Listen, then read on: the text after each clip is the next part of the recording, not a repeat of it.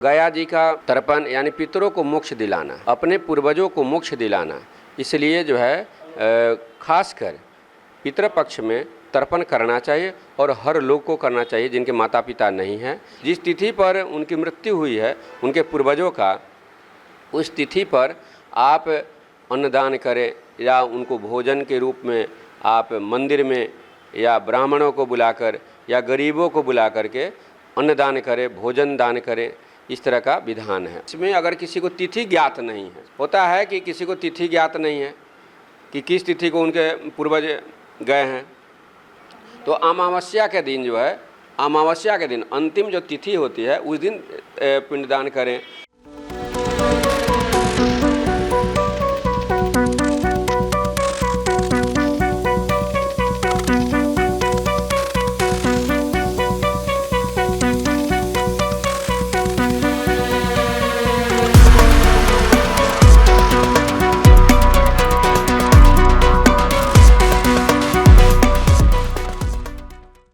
नमस्कार, मैं निशा श्री आप तमाम दर्शकों का स्वागत करती हूं फर्स्ट लुक बिहार में, जहां हम देखते हैं खबरें जो जानना ज़रूरी है। और अब कुछ ही दिनों में हमारे जो पांचांग के हिसाब से पितृपक्ष शुरू होने जा रहा है। और हमारा जो देश है ना, वो अपनी संस्कृति, सभ्यता और इन्हीं छोटी छोटी परंपराओं की वजह से ही जाना जाता है, और यही हमारे भारतीय होने की पहचान है। पितृपक्ष, जिसमें कि हम अपने पितरों को एक तरह से जो है उनको याद करते हैं, उनके नाम से हम जल और अन्न देते हैं, इसकी प्रथा होती है। और बिहार तो इसमें विशेष रूप से जाना जाता है, क्योंकि बोध गया जो है उसमें विश्व भर से लोग और भारतवर्ष के तो निश्चित रूप से सभी लोग जो हैं वो अपने पितरों का पिंडदान करने के लिए गया आते हैं।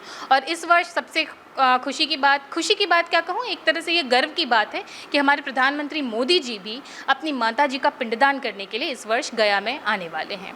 क्या है ये पितृपक्ष, कब से शुरू होता है, क्या होता है इसका प्रावधान, इसकी जानकारी देने के लिए हमारे साथ स्टूडियो में उपस्थित हैं आचार्य डॉक्टर रंजीत नारायण त्रिपाठी जी। रंजीत नारायण त्रिपाठी जी, और ये बताएंगे सारी बातें कि क्या है पितृपक्ष, कब से शुरू हो रहा है, क्या क्या चीज़ें हैं जिन बातों का हमें ध्यान रखना चाहिए। इस सभी दर्शकों को हर हर महादेव, नमः पार्वती पतये हर हर महादेव। इस वर्ष जो है 2025 में 8 तारीख से आपको ये प्रारंभ हो रहा है पितृपक्ष, 8 सितंबर से, जो कि 21 सितंबर तक चलेगा। 21 सितंबर को अमावस्या हो रहा है। तो पितृपक्ष जो होता है यह अपने पूर्वजों का मोक्ष का समय है। उनका पूर्वजों का जो है यह गया जी में जा कर के लोग तर्पण करते हैं और पिंडदान करते हैं। गया जी का बहुत अति महत्व है कि वहाँ जो पिंडदान करते हैं तो पितरों को मोक्ष मिल जाता है। और पितृपक्ष में अपने जो पूर्वज हैं, जो पितर हैं, वह पृथ्वी पर आते हैं, इसलिए जो है उनकी तर्पण करने का विधान है। अपने पितरों का तर्पण करने से सभी तरह का जो है रोग शोक का नाश होता है और कुल की उन्नति होती है। और कुल में सदैव सद्बुद्धि, सद्विद्या, सद्विवेक, सदाचार आदि यानी इत्यादि तरह के जो हैं बहुत सारे जो है ज्ञान बढ़ते हैं, परिवार में सुख शांति होती है, समृद्धि होती है। तो इसलिए पूर्वजों को अपने पितृपक्ष में तर्पण करना चाहिए।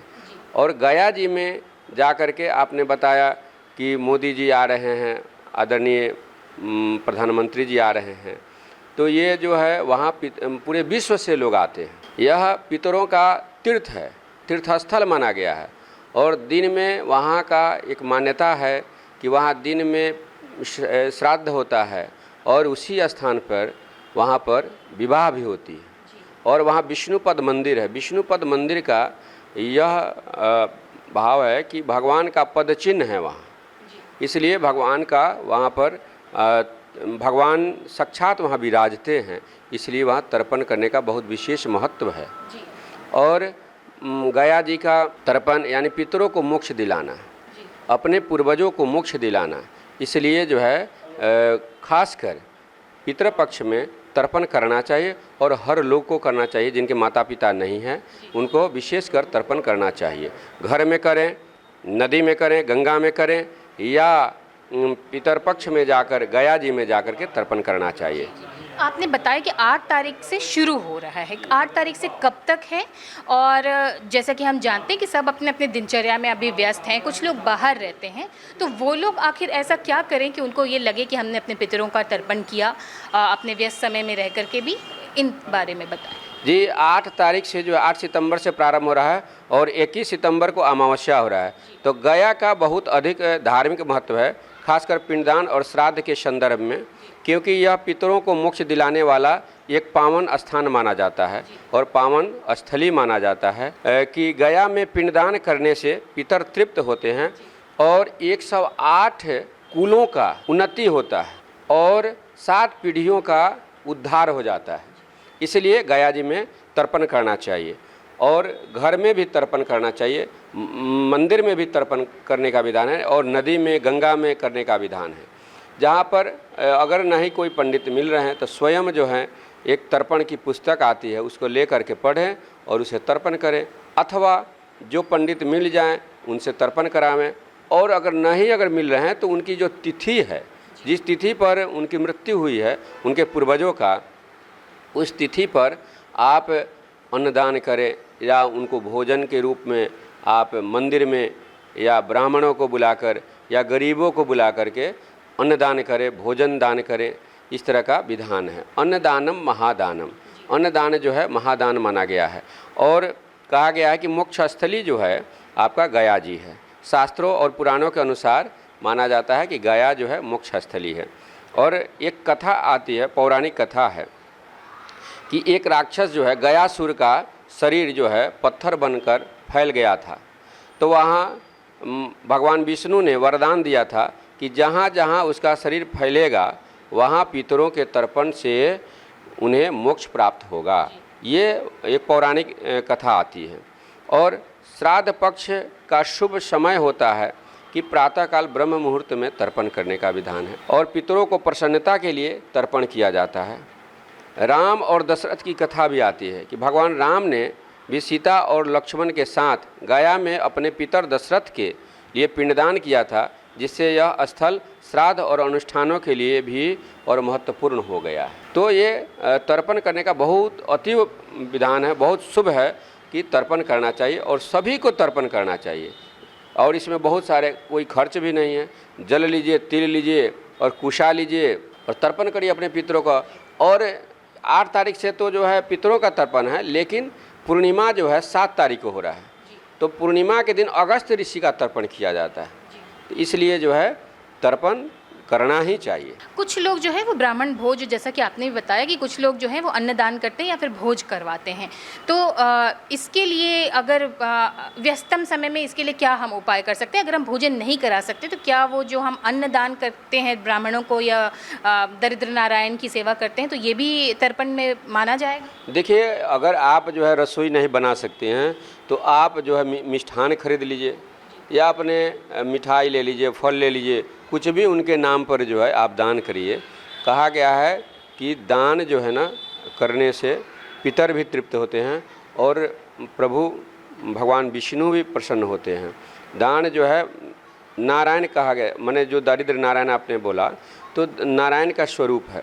आप किसी को भोजन कराते हैं, आप किसी को फल देते हैं, अन्न दान करते हैं, द्रव्य दान देते हैं, वस्त्र दान देते हैं, तो ये दान जो है आपका सार्थक होता है। और नित्य जो है जितना अमावस्या, अच्छा एक तिथि और आता है कि इसमें अगर किसी को तिथि ज्ञात नहीं है, होता है कि किसी को तिथि ज्ञात नहीं है कि किस तिथि को उनके पूर्वज गए हैं, तो अमावस्या के दिन जो है, अमावस्या के दिन अंतिम जो तिथि होती है उस दिन पिंडदान करें या उस दिन अन्नदान करें या उस दिन जो है फलदान करें, वस्त्र दान करें।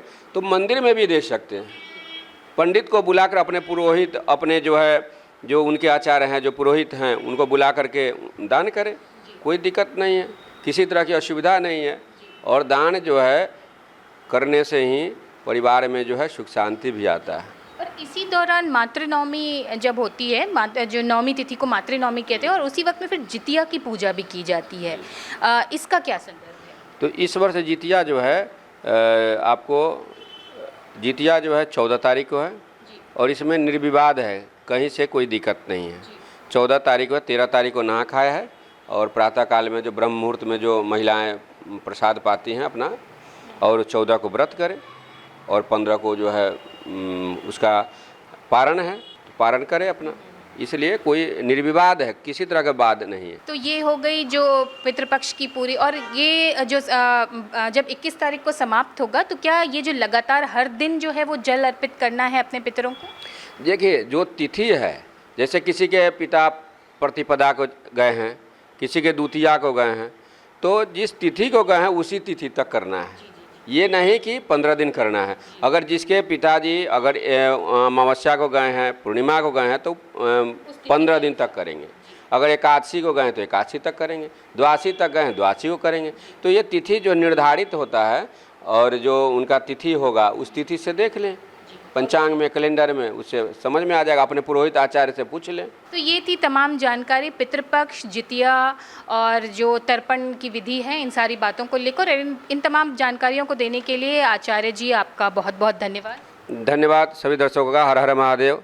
इसी के साथ इस चर्चा को यहीं पर देते हैं विराम। इसी तरह से हम आपके सामने नए अपडेट्स लाते रहेंगे, पूजा पाठ और अलग अलग जो तिथियां हैं उनसे लेकर के। अभी के लिए दीजिए इजाज़त। धन्यवाद।